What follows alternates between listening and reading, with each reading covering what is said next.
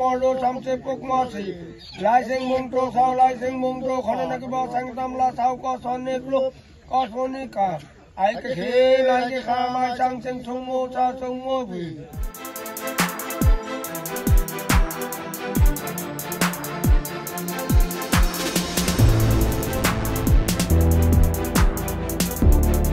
আসলতে আমাৰ টাইমখনৰ পবিত্ৰ অনুষ্ঠান মেডাম মেফি সকলোৱে জানে অসমৰ মানে এটা পবিত্ৰ অনুষ্ঠান আহোমসকলৰ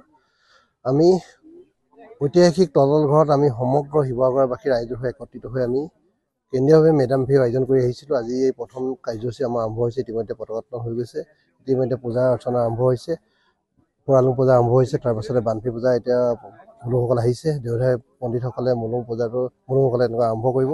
বানফি আৰম্ভ কৰি বানফিৰ জৰিয়তে আমি সমগ্ৰ অসমবাসীৰ ওচৰত আমি আহ্বান জনাওঁ যাতে আমাৰ তলাতল ঘৰলৈ আহক আৰু এই তলাতল ঘৰত আমি স্বৰ্গদেউসকলে যি অৰ্পণ কৰিছোঁ স্বৰ্গদেউ যি প্ৰতিষ্ঠা কৰা যি পূজা অৰ্চনা যি মেডাম মেফি পবিত্ৰ অনুষ্ঠান এই পূজাৰ অৰ্পণ কৰাৰ লগতে আমি সমগ্ৰ অসমীয়া জাতি যাতে এটা আমি একত্ৰিতভাৱে থাকিব পৰা বা অসমীয়া জাতিটো যাতে একত্ৰিতভাৱে থাকি আমি অসমখন আগবঢ়াই লৈ যাওঁ তাৰ পৰা আশীৰ্বাদ বিচাৰিছোঁ গতিকে সমগ্ৰ ৰাইজক আমি আহ্বান জনাইছোঁ তলাতল ঘৰলৈ আহক আৰু লগতে আমি এটা কথা জনাব বিচাৰিছোঁ যে আমি শিৱসাগৰবাসী ৰাইজে একত্ৰিত হৈ মেডাম মেফি পবিত্ৰ মেডাম মেফি ভাগ আমি আয়োজন কৰিছোঁ যিহেতু আমি ইয়াৰ লগত সংগতি ৰাখি আমি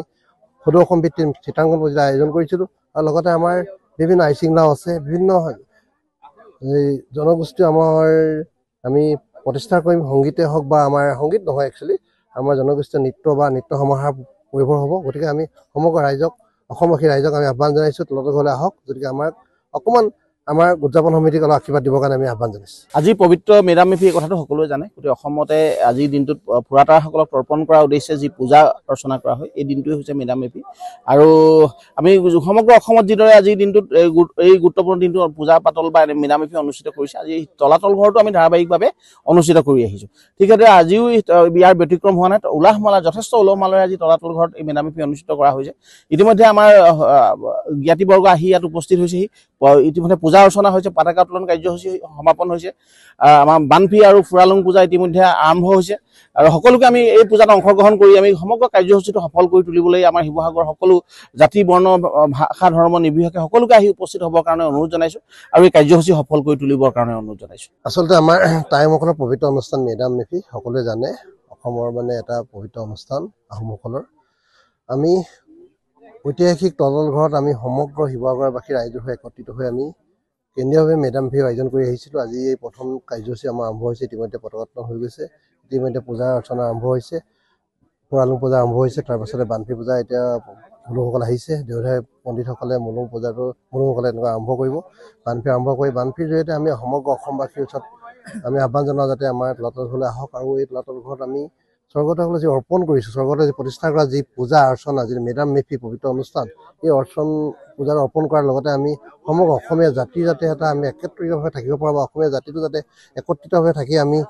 অসমখন আগবঢ়াই লৈ যাওঁ তাৰ পৰা আশীৰ্বাদ বিচাৰিছোঁ গতিকে সমগ্ৰ ৰাইজক আমি আহ্বান জনাইছোঁ তলাতল ঘৰলৈ আহক আৰু লগতে আমি এটা কথা জনাব বিচাৰিছোঁ যে আমি শিৱসাগৰবাসী ৰাইজে একত্ৰিত হৈ মেডাম মেফি পবিত্ৰ মেডাম মেফি ভাগ আমি আয়োজন কৰিছোঁ যিহেতু আমি ইয়াৰ লগত সংগতি ৰাখি আমি সদৌ অসম ভিত্তিত চিত্ৰাংকন প্ৰতিযোগিতা আয়োজন কৰিছিলোঁ আৰু লগতে আমাৰ বিভিন্ন আইচিংলাও আছে বিভিন্ন জনগোষ্ঠী আমি প্ৰতিষ্ঠা কৰিম সংগীতে হওক বা আমাৰ সংগীত নহয় একচুৱেলি আমাৰ জনগোষ্ঠীয় নৃত্য বা নৃত্য সমাহাৰ পৰিভৰ হ'ব গতিকে আমি সমগ্ৰ অসমবাসী ৰাইজক আমি আহ্বান জনাইছোঁ তলাতল ঘৰলৈ আহক গতিকে আমাক অকণমান আমাৰ উদযাপন সমিতিক অলপ আশীৰ্বাদ দিবৰ কাৰণে আমি আহ্বান জনাইছোঁ